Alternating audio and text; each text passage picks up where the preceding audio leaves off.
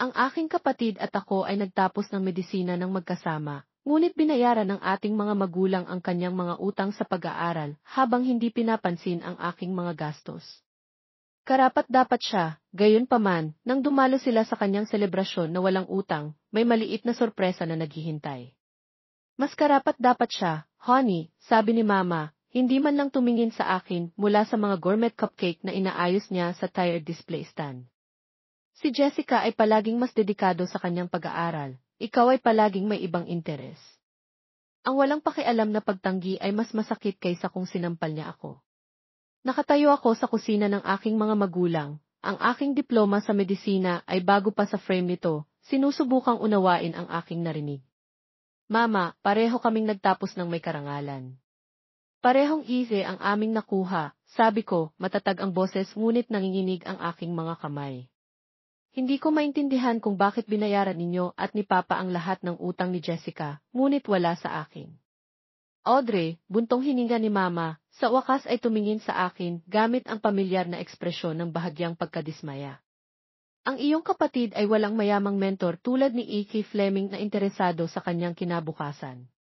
Palagi kang may mga kalamangan na wala si Jessica. Halos ako ay tumawa. Si Vivian Fleming ay aking research advisor dahil pinaghirapan ko ang posisyong iyon sa pamamagitan ng 80 oras na trabaho sa laboratorio habang si Jessica ay nag-skiing sa Aspen kasama ang aming mga magulang. Ang kalamangan ay ang pagtatrabaho ko hanggang sa maubos ang aking lakas habang ang aking kambal na kapatid ay tumatanggap ng walang kondisyong suporta ng aming mga magulang. Kaya pinaparusahan ako dahil nakakita ako ng sarili kong mga oportunidad sa mentorship. Tanong ko, sinusubukang pigilan ang sakit sa aking boses. Pumasok si Papa, inilagay ang kanyang braso sa balikat ni Mama. Walang nagpaparusa sa iyo, Audrey. Nagsasagawa lang kami ng praktikal na desisyon. Mas kailangan ng iyong kapatid ng tulong kaysa sa iyo. Palagi kang mas mapagkukunan. Mapagkukunan ang salitang ginamit nila para bigyang katwiran ang hindi pagdalo sa aking mga undergraduate research presentation habang lumilipad sila sa buong bansa para sa mga volleyball tournament ni Jessica. Mapagkukunan ang kanilang paliwanag kung bakit nakakuha si Jessica ng bagong kotse para sa kanyang 20th birthday habang ako ay nakatanggap ng gas station gift card. Bukas ay ang selebrasyon ni Jessica na walang utang syempre, ideya ng aking mga magulang. Iimbitahan nila ang malalapit na pamilya, mga kaibigan niya, at ilan sa aming dating mga propesor. Ang mga imbitasyon ay nagbabasa, pagdiriwang ng tagumpay ni Jessica, na parang ang pagtatapos ng medisina ng walang utang ay kanyang nagawa imbes na desisyon ng aming mga magulang. Kailangan ko nang umalis, sabi ko, sa wakas ay kinuha ang aking bag, maagang shift sa ospital bukas. Makakarating ka pa ba sa party ni Jessica? Tanong ni Mama. Sa wakas ay may pag-aalala sa kanyang boses hindi para sa akin, kundi para sa kung paano maapektuhan ang espesyal na araw ng aking kapatid. Makakarating ako, pangako ko, kahit na ang pag-iisip ay nagpapakirot sa aking tiyan. Habang naglalakad ako papunta sa aking kotse, ang aking telepono ay nag-vibrate sa isang mensahe mula kay E.K. Fleming, kailangan kitang kausapin tungkol sa Patterson Fellowship. Malaking balita.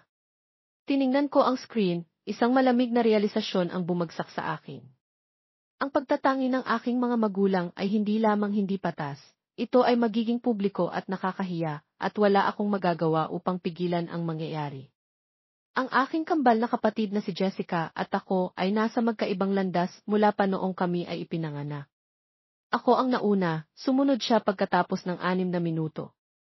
Ayon sa kwento ng pamilya, ako ay tahimik at mapagmasid habang si Jessica ay nagpahayag ng kanyang pagdating sa malakas at malusog na iyak. Marahil iyon ang nagtakda ng pattern para sa lahat ng sumunod. Sa buong aming pagkabata sa Cleveland, si Jessica ang palabas na kambal ang isa na madaling nakakakuha ng mga kaibigan at mahusay sa sports. Ako ay mas tahimik, mas mahilig sa libro, gumugugol ang oras sa aming lokal na aklatan upang matuto mula sa astronomiya hanggang sa zoolohiya. Ang aming mga magulang ay dumalo sa bawat laro ng soccer at dance recital ni Jessica. Ang aking mga tagumpay sa science fair ay nagkaroon lamang ng mabilis na, magaling, Audrey at tapik sa ulo. Sa high school, ang pattern ay matatag na. Nang pareho naming ipahayag ang aming hangarin na magmedisina, ang aming mga magulang ay tila natuwa para kay Jessica. Para sa akin, may mga pag-uusap tungkol sa workload at kung kaya ko ba ang pressure. Ang medisina ay hindi lamang tungkol sa pagiging matalino, Audrey, babala ng aking ama. Ito ay tungkol sa determinasyon at tibay. Palaging mas pinipilit ni Jessica ang kanyang sarili. Ang irony ay masakit. Sa buong undergraduate study sa Ohio State, nagpatuloy ako ng perpektong habang nagtatrabaho ng part-time upang masakop ang mga gastos. Si Jessica ay nahirapan sa organic chemistry at physics, nangangailangan ng mamahaling mga tutor na handang ibigay ng aming mga magulang. Nang kailangan niyang ulitin ang CAT, binayaran nila ang isang eksklusibong prep course. Nang ako ay nakakuha ng 78 DV percentile sa aking unang pagtatangka, tumango lang sila at nagsabi, maganda iyan, dear. Sa kabila ng lahat, hindi ako nagalit kay Jessica. Siya ay aking kapatid, aking kambal, at mahal ko siya. Hindi niya ginawa ang pagtatangi ng aming mga magulang, siya ay nakinabang lamang dito. Minsan ay naisip ko na hindi siya komportable sa kanilang halatang pagtatangi, bagaman hindi niya ito direktang sinabi. Parehong kami ay tinanggap sa parehong medikal na paaralan sa Michigan, at sa loob ng 4 na taon, nag-aral kami ng magkasama, sumuporta sa isa't isa sa pamamagitan ng mahihirap na rotation, at nagdiwang ng bawat isa sa aming mga tagumpay. Akala ko marahil sa wakas ay makikita kami ng aming mga magulang bilang pantay na nagtagumpay. Sa halip, nakakita sila ng mga bagong paraan upang itaas ang mga tagumpay ni Jessica habang binabawasan ang akin.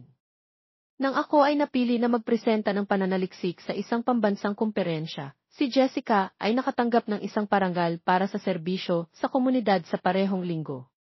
Hulaan kung aling kaganapan ang dinaluhan ng aming mga magulang. Ngunit lahat ay nagbago sa aming huling taon nang mapansin ni si Vivian Fleming, isang kilalang neurosurgeon, ang aking pananaliksik sa pediatric traumatic brain injuries. Sa ilalim ng kanyang mentorship, ako ay umunlad. Sa unang pagkakataon, mayroon akong taong nakikilala ang aking potensyal, na nagtulak sa akin na magtagumpay, hindi dahil sa aking personalidad, kundi dahil dito. Mayroon kang regalo para sa pananaliksik, Audrey, sabi ni E.K. Fleming minsan. Nakikita mo ang mga pattern na hindi nakikita ng iba. Ang ganitong uri ng pananaw ay hindi maaaring ituro. Kung sana ay makita ako ng aking mga magulang sa pamamagitan ng kanyang mga mata. Ang umaga bago ang selebrasyon ni Jessica, nagkita kami ni E.K. Fleming sa kanyang opisina. Siya ay isang kahangahangang babae sa kanyang 60, may pilak na buhok at matalas na asul na mga mata na hindi nakakaligtaan ang anuman. Ang mga dingding ng kanyang opisina ay puno ng mga parangal, na i-publish na mga papel, at mga larawan kasama ang mga kilalang tao sa medisina mula sa buong mundo. Audrey, umupo ka, sabi niya, itinuro ang upuan sa tapat ng kanyang mesa. Mayroon akong pambihirang balita. Tumibok ang aking puso. Sa loob ng ilang linggo, naghihintay ako ng balita tungkol sa Patterson Fellowship sa Johns Hopkins, ang pinakaprestihiyosong posisyon sa neurosurgical research sa bansa. Isang graduating medical student lamang sa buong bansa ang makakatanggap nito. Nagdesisyon na ang komite sa Patterson Fellowship, sabi ni E.K. Fleming, neutral ang ekspresyon. Huminga ako ng malalim. Pinili ka nila, sabi niya, umiti ng malawak. Congratulations, Dick Audrey Collins. Pupunta ka sa Baltimore. Ang kagalakan, pagka-disbelief, at pagpapatunay ay bumagsak sa akin ng paulit-ulit. Ang Patterson Fellowship ang pinakamataas na tagumpay para sa anumang neuro-researcher ay akin. Hindi ko alam kung ano ang sasabihin, bulalas ko. Pinaghirapan mo ito, sabi ni A.K. Fleming ng matatag. Ang iyong pananaliksik sa neurovascular regeneration pagkatapos ng traumatic injury ay groundbreaking. Lalo na na-impress ang komite sa iyong dual approach na pinagsama ang surgical innovation sa pharmacological intervention. Kasama sa fellowship ang isang malaking stipend, housing allowance, at higit sa lahat, kumpletong loan forgiveness. Magiging walang utang ako tulad ni Jessica, ngunit sa pamamagitan ng aking sariling merito imbes na pagtatangi ng mga magulang. Mayroon pa, dagdag ni A.K. Fleming, kumikislap ang kanyang mga mata. Inimbitahan ako sa selebrasyon ni Jessica mamayang gabi. Ang iyong mga magulang ay nagpadala ng imbitasyon bilang paggalang sa faculty, hindi alam ang aming mentorship. Gusto kong i-announce ang balita tungkol sa fellowship doon, kung komportable ka. bumagsak ang aking tiyan. Hindi ko alam, D.K. Fleming. Dapat ay gabi ni Jessica ito, at baka isipin ng aking mga magulang na sinusubukan kong agawin ang kanyang spotlight. Bahagyang tumigas ang ekspresyon ni E.K. Fleming. Audrey, napansin ko ang dinamika ng iyong pamilya sa nakaraang 2 taon. Nakita ko ang iyong mga magulang sa mga function ng ospital at narinig kung paano nila pinag-uusapan ang pareho mo at ng iyong kapatid.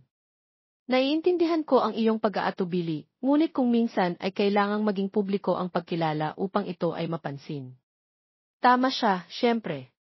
Kung marinig ng aking mga magulang ang tungkol sa fellowship ng pribado, makakahanap sila ng paraan upang bawasan ito o i-attribute ito sa swerte imbes na tagumpay.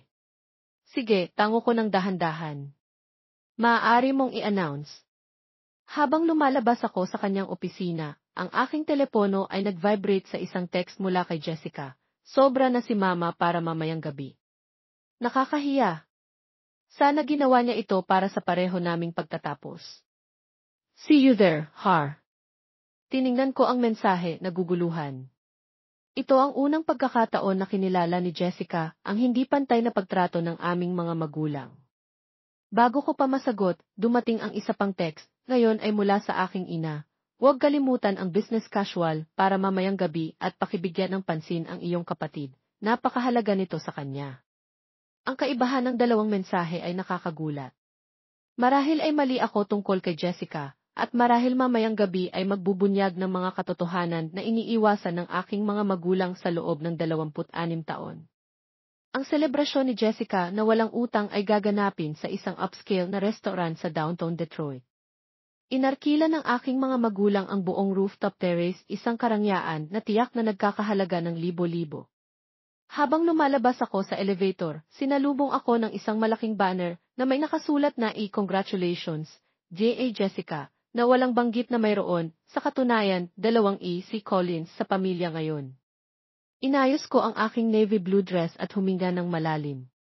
Ito ay gabi ni Jessica, anuman ang balak ni E.K. Fleming na i-announce.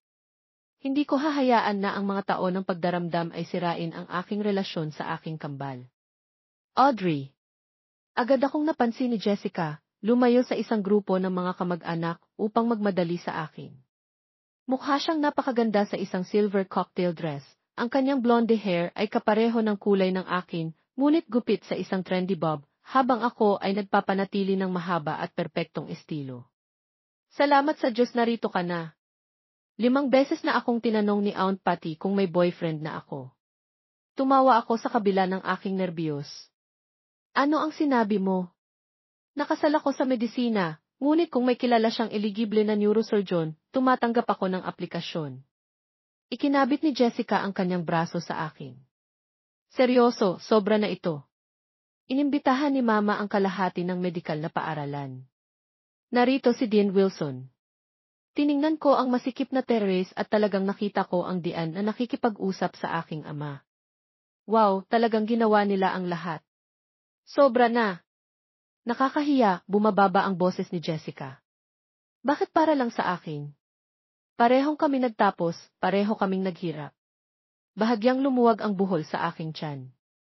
Marahil ay mas aware si Jessica kaysa sa aking inakala. Audrey. Lumitaw si Mama, may hawak na tiyampag. Jessica, dumating na ang mga Henderson. Naalala mo ba si Thomas Henderson, ang Chief of Surgery sa Cleveland Memorial? Dapat kang sumalubong. Kinuha niya ang braso ni Jessica, epektibong naghiwalay sa amin, pagkatapos ay tumingin sa akin. Audrey, pakicheck kung inilabas na ng mga caterer ang gluten-free options. Nagiging mahirap na naman si Cousin Beth sa kanyang diet. At tulad noon, ako ay naiwan sa pag-aasikaso ng catering habang si Jessica ay ipinagmamalaki sa mga hospital administrator. May mga bagay na hindi nagbabago. Nagtuturo ako sa waitstaff sa tamang mesa nang dumating si E.K. Fleming. Mukha siyang eleganteng-eleganteng sa isang crimson pantsuit, kumukuha ng atensyon ng walang pagsisikap. Audrey, mainit niyang sabi, niyakap ako. Handa ka na ba para sa aming anunsyo? Hindi ako sigurado, amin ko. Masalimuot ang timing. Tiningnan ni Fleming ang party, sinisiyasat ang banner, ang propesyonal na dekorasyon ng cake na may pangalan lang ni Jessica, ang slideshow ng mga larawan na tampok si Jessica ng prominent na ako ay paminsan-minsan lang makikita sa background. Nakikita ko, sabi niya ng tahimik, mas masalimuot kaysa sa aking napagtanto. Sa kabilang terrace, pinapanood ko habang ipinakikilala ng aking mga magulang si Jessica, kay si Margaret Wu, ang Chief Neurosurgeon sa Detroit Medical Center, kung saan pareho kaming nag-apply para sa residency positions. Nanigas ang aking tiyan.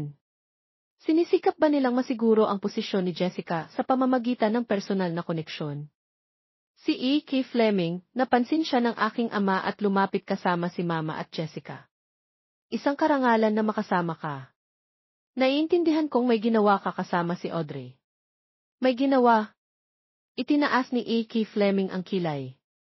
Si Audrey ang aking pangunahing research partner sa nakaraang 2 taon. Ang kanyang kontribusyon sa aming traumatic brain injury study ay mahalaga sa tagumpay nito.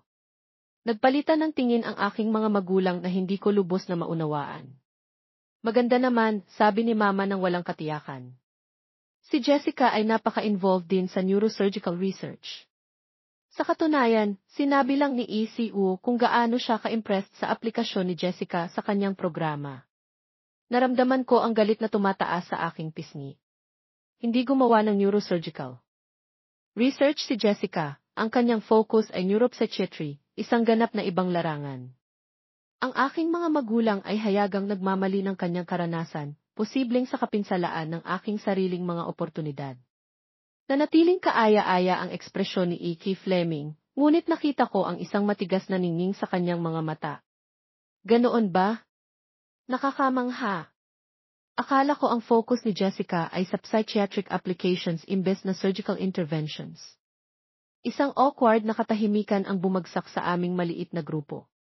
Ang aking bitag ng pag-asa ay nagsasara sa akin. Ang anunsyong ito ay magpapalala ng sitwasyon, hindi magpapabuti. Ang bahagi ng hapunan ng gabi ay nagsimula, kasama ang aking mga magulang na nakaupo sa head table, kasama si Jessica, ang aming mga lolo't lola, at si ECU. Ako ay nakaupo sa isang pangalawang mesa, kasama ang mga pinsan at kaibigan ng pamilya, malapit sapat para marinig ang usapan, ngunit hindi makilaho. Palagi naming alam na si Jessica ay magiging dakila, sabi ng aking ama kay ECU. Kahit noong bata pa sila, ipinakita ni Jessica ang kanyang determinasyon. Siya ang palaging masigasig. Bawat salita ay isang maliit na patalim. Itinulak ko ang aking pagkain sa plato, na wala ang gana. Malapit, si E.K. Fleming ay nakaupo kasama ang iba pang faculty members, paminsan-minsan ay tumitingin sa akin ng may simpatya. Pagkatapos ihain ang dessert, tumayo ang aking ama at kinatok ang kanyang baso para sa atensyon. Salamat sa inyong lahat sa pagdalo upang ipagdiwang ang pambihirang tagumpay ng aming anak na si Jessica. Tulad ng alam ninyo, ang medikal na paaralan ay isang mahirap na paglalakbay, at upang makapagtapos hindi lamang ng degree, ngunit walang utang ay tunay na espesyal. Pumalakpak ang mga tao ng magalang. Mukhang lalong hindi komportable si Jessica. Pinagpala kami na nasuportahan si Jessica sa kanyang edukasyon, dagdag ni Mama, tumayo para sumama sa aking ama. Palagi kaming naniniwala sa pag-invest sa kanyang kinabukasan dahil alam naming ipagmamalaki niya kami. Tumingin ako sa aking plato, mainit na luha na nagbabanta. Ang mga salita ay tumpak, nag-invest sila kay Jessica, hindi sa pareho naming anak na babae. Ang mensahe ay hindi maaaring maging mas malinaw. Sa totoo lang, biglang sabi ni Jessica, tumayo, gusto kong magsalita. Tumingin siya ng direkta sa akin, ang kanyang ekspresyon ay humihingi ng paumanhin. Ang selebrasyong ito ay parang kulang. Parehong nagtapos si Audrey at ako nang may parehong Parehong naghirap kami, at sa totoo lang, mas naghirap si Audrey dahil ginawa niya ito nang walang suporta na mayroon ako. Isang katahimikan ang bumagsak sa mga tao. Nagulat ang aking mga magulang. Jessica, bulong ni Mama, hindi ito ang tamang oras. Ito mismo ang tamang oras, igiit ni Jessica. Hindi ko matatanggap ang pagkilala na hindi kasama ang aking kapatid. Hindi ito tama at hindi ito naging tama. Nanigas ang aking lalamunan sa emosyon. Pagkatapos ng lahat ng mga taon, publiko nang kinikilala ni Jessica ang hindi pantay na pagtrato. Ito ay parehong nagbibigay katarungan at nakakalungkot. Mabilis na nakabawi ang aking ama, ang kanyang boses ay masyadong masigla. Siyempre, ipinagmamalaki namin ang pareho naming anak. Napakaganda rin ang ginawa ni Audrey, ngunit ngayong gabi ay tungkol sa pagdiriwang kay Jessica na walang utang, na isang espesyal na tagumpay. Isang tagumpay na ginawa ninyo, hindi ko pinaghirapan, tugon ni Jessica, matatag ang boses. Ang tensyon sa silid ay makapal. Ito ay mabilis na nagiging eksena na laging kinatatakutan ng aking mga magulang. Ang kanilang perpektong imahen ng pamilya ay nababasag sa publiko. Pinili ni E.K. Fleming ang sandaling iyon para tumayo. Kung maaari akong magdagdag sa usapang ito, sabi niya, ang kanyang otoritatibong boses ay tumagos sa mga bulungan. Mukhang tamang panahon para ibahagi ang ilang balita tungkol kay Audrey na maaaring hindi alam ng marami sa inyo. Nagpalitan ng tingin ang aking mga magulang na may pag-aalala. Ang pananaliksik ni Audrey sa neurovascular regeneration ay nagtamo sa kanya ng Patterson Fellowship sa Johns Hopkins, anunsyo ni E.K. Fleming. Para sa mga hindi pamilyar, ito ang pinakaprestihiyosong posisyon na inaalok sa isang graduating medical student sa bansa. Kasama dito ang kumpletong loan forgiveness at isang malaking stipend. May mga hikab at bulungan sa buong silid. Tumingin sa akin si ECU nang may bagong interes, ang aking mga pinsan ay nagbubulungan ng may kagalakan. Sa katunayan, dagdag ni E.K. Fleming, partikular na binanggit ng Selection Committee ang innovative dual approach methodology ni Audrey, na kanyang binuo ng malaki sa kanyang sarili habang binabalanse ang isang buong clinical rotation schedule. Nagkaroon ako ng pribilehiyo na maging mentor sa maraming promising physicians, ngunit bihira akong makakita ng antas ng dedikasyon at pananaw na palaging ipinapakita ni Audrey. Ang silid ay sumabog sa palakpakan tunay, masiglang.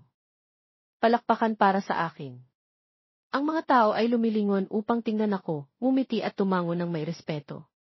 Nanatiling nakatigil ang aking mga magulang, ang kanilang mga ekspresyon ay isang komplikadong halo ng pagkagulat, pagkalito, at unti-unting pagkatakot habang napagtanto nila na ang kanilang maingat na itinayong kwento tungkol sa kanilang mga anak ay publiko ng nabubunyag. Ngumiti ng malawak si Jessica sa akin, walang bahid ng inggit sa kanyang ekspresyon. Hindi pa tapos si E.K. Fleming. Dagdag pa, ikinalulugod kong i-announce na personal kong inayos na masakop ang natitirang utang ni Audrey sa medikal na paaralan sa pamamagitan ng Merit Scholarship Fund ng aming departamento. Isang desisyon na pinagkasunduan ng board bilang pagkilala sa kanyang pambihirang kontribusyon sa aming research program. Wala na rin akong utang at pinaghirapan ko ito. Pagkatapos ng anunsyo ni E.K. Fleming, ang selebrasyon ay biglang nagbago.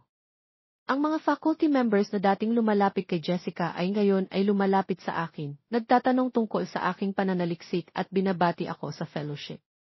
Ilan sa aking clinical supervisors ay nagbahagi ng mga kwento tungkol sa aking trabaho sa mga pasyente na hindi ko alam na napansin nila. Nanatili ang aking mga magulang sa kanilang mesa, halata pa rin ang pagkagulat sa kanilang mga mukha. Hindi lamang nila pinoproseso ang balita ng aking fellowship at loan forgiveness, nasasaksihan nila ang pagbagsak ng kwento na kanilang itinayo tungkol sa kanilang mga anak. Ang tahimik, self-sufficient na kambal na palagi nilang hindi pinapansin ay ngayon ang sentro ng propesyonal na paghanga.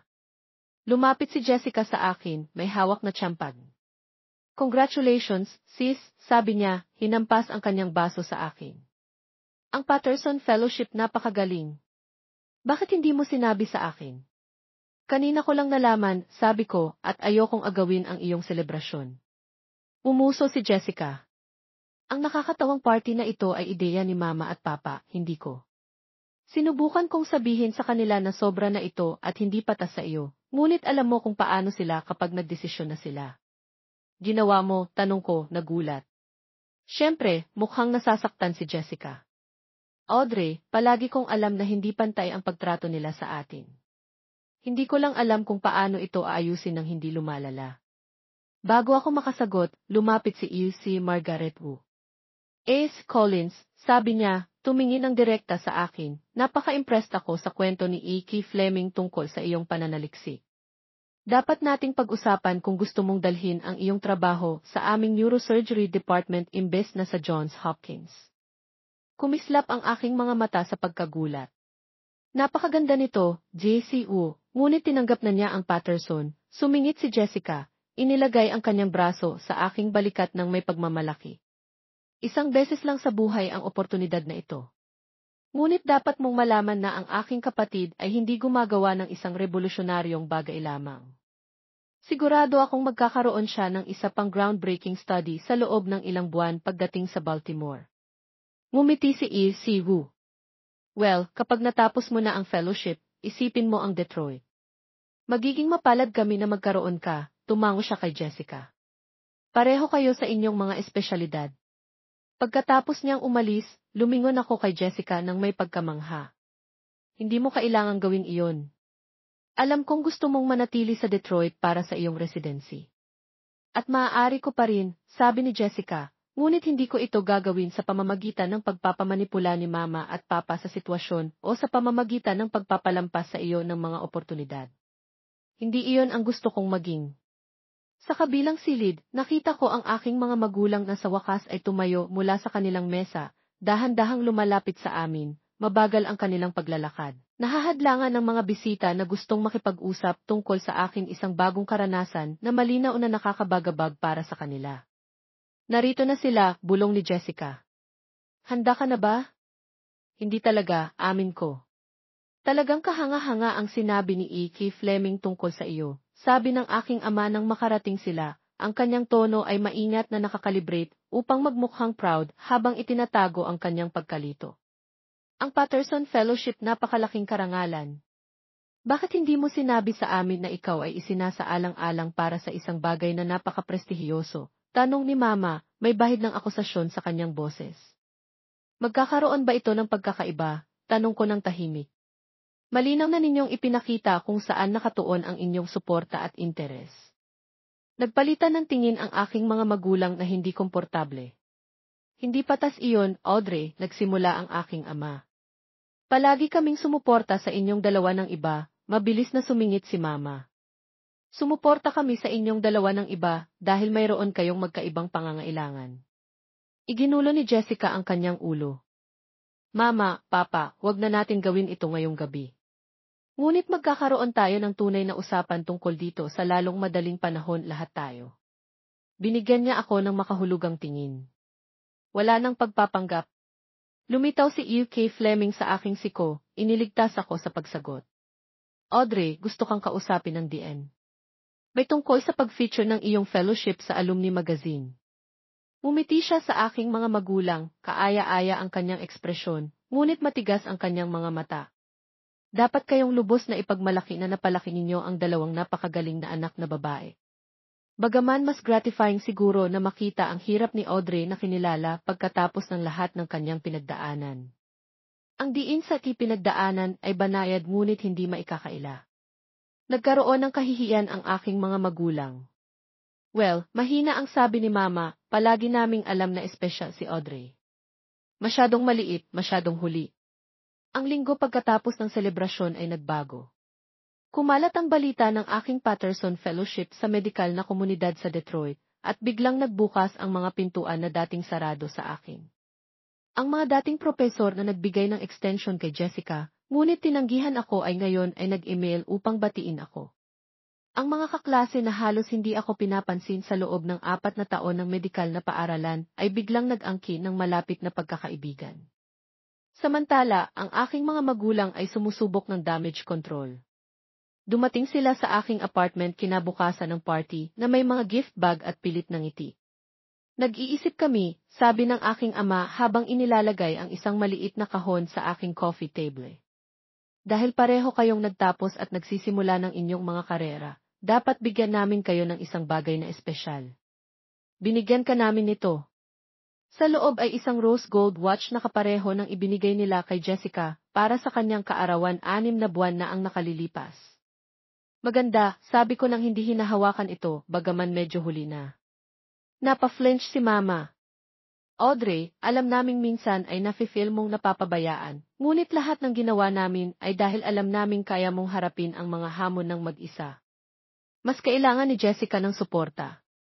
Iyan ay isang maginhawang kwento, tugon ko, pinapanatili ang aking boses na matatag. Ngunit hindi nito ipinapaliwanag kung bakit dumalo kayo sa kanyang mga presentasyon, ngunit hindi sa akin. Kung bakit binayaran ninyo ang kanyang MCAT prep course, ngunit sinabihan ako na gumamit ng libreng online resources.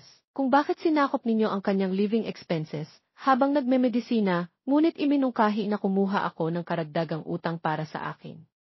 May limitasyon lang ang aming pera, Audrey, protesta ng aking ama. Kailangan naming gumawa ng mga desisyon. Ginawa ninyo, sumang-ayon ako, at palagi, pinili ninyo si Jessica. Napuno ng luha ang mga mata ni Mama.